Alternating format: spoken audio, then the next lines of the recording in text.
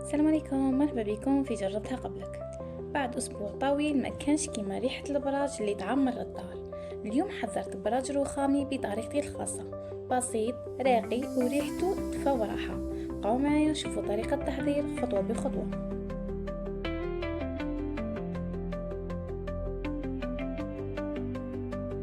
نبدأ بالمكونات. لدينا 3 كؤوس سميد متوسط، كاس سمن أو زبدة، رشة من الملح وملعقة كبيرة من السكر اختياري وماء زهر لجمع العجينة.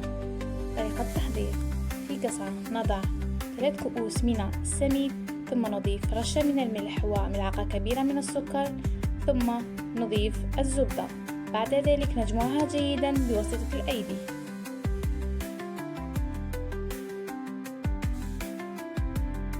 ثم نرش ماء زهر قليلا فقط لجمع العجينة.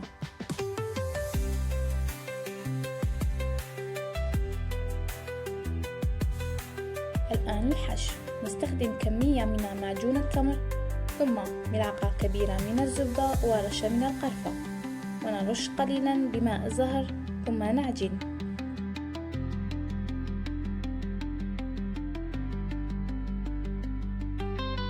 الآن نأخذ نصف من العجينة ونفردها جيدا، ثم نضع فوقها طبقة من الحشو تكون بنفس الحجم.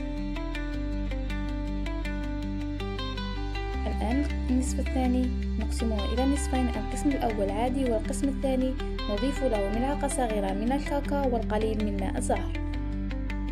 الآن نأخذ من العجينتين كرات صغيرة من كل لون، ونضع الكرات من اللونين بجانب بعض على بعض، ثم نفردها بلطف.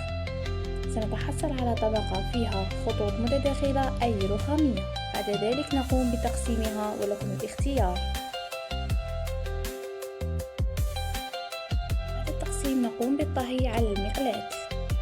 وهذه هي النتيجة: براج رخامي بطعم السكون بعد تعب الأسبوع. جربوه وعيشوا لحظة الدفء والراحة مع كل لقمة. لا تنسوا الاشتراك في القناة للمزيد من الوصفات جربتها قبلك. إلى الوصفة القادمة بإذن الله. دمتم في رعاية الله وحفظه.